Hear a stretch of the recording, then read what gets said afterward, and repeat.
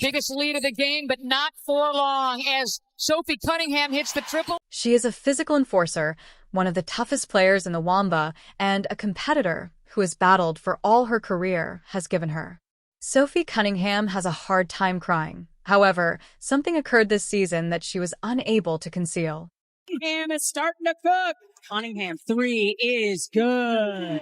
She tried to explain what it's like to share a court with Caitlin Clark after returning home to her family. Before she could finish, everyone in the room was crying, not from pain or despair, but from something far more potent. We are discussing that moment, what she said, its significance, and what it says about Caitlin Clark, the woman next to the phenomena, tonight. You must first comprehend Sophie Cunningham and what it means for someone like her to be openly, unguardedly impacted by anything in order to comprehend why her remarks are so powerful. Cunningham was raised in a basketball-loving family in Columbia, Missouri. I'm in Columbia, Missouri, so I wouldn't be upset, but I also have to get to work. There is a familial connection because my mom was running track at the time. Rex Cunningham, her father, was a professional athlete in Europe. Her mom was an athlete. Her siblings engaged in competition. Sophie had no intention of going to the gym. It was just the place where life took place. She already exuded the confidence of someone who had been prepared for a long time when she enrolled as a freshman at the University of Missouri. She played for the Tigers for 4 years, rose to become one of the most decorated players in program history, and departed as a player characterized by a particular set of traits that coaches adore: physicality, an opponent's fear, relentlessness, and the kind of competitive fire that does not distinguish between practice and a playoff game. In the 2019 WNBA draft, she was chosen by the Phoenix Mercury. WNBA draft tonight. Sophie Cunningham here, all-time leading scorer in Missouri history. How are you? You're getting drafted tonight, like pretty wild time in your life. The difficult and drawn-out task of establishing herself in the professional game came next. Every player goes through this process, which is rarely captured on video because a player's journey to establish herself in the league is not as dramatic as that of a player who entered the league already fully developed. Cunningham was employed. She engaged in physical defense. When the situation called for it, she made big shots. Her reputation as the partner you wanted in the foxhole spread throughout the league. The type of athlete that maintained composure during difficult games and set the tone in the locker room. In the traditional sense, she wasn't a star. Her face did not appear on the promotional materials, nor was she the player whose name was featured in the marketing efforts.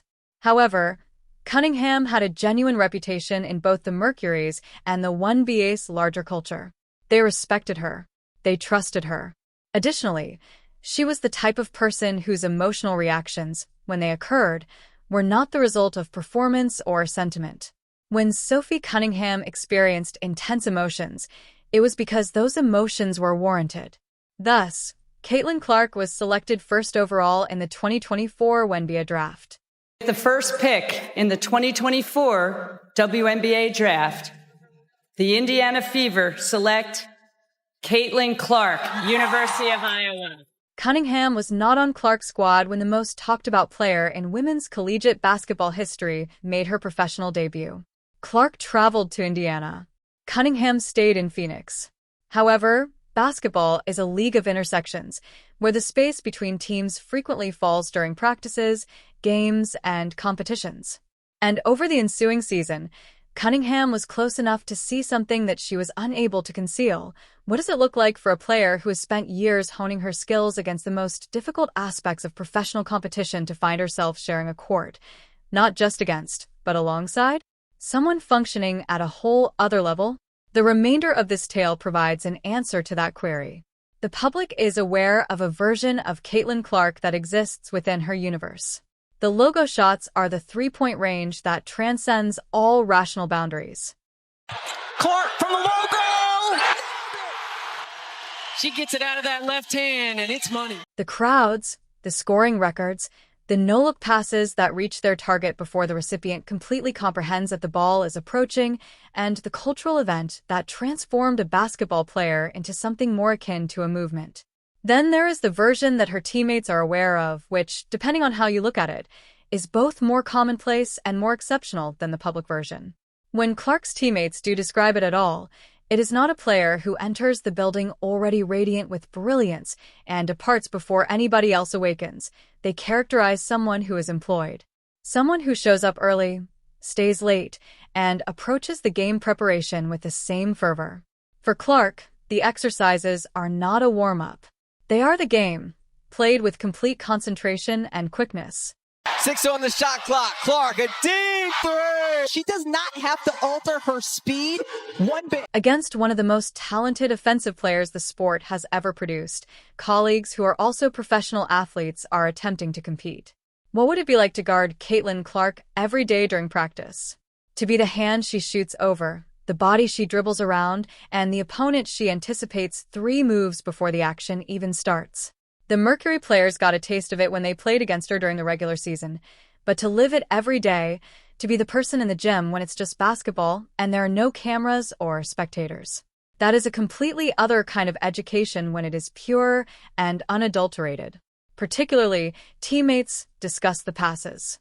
Clark observes passing paths that other players fail to recognize as lanes.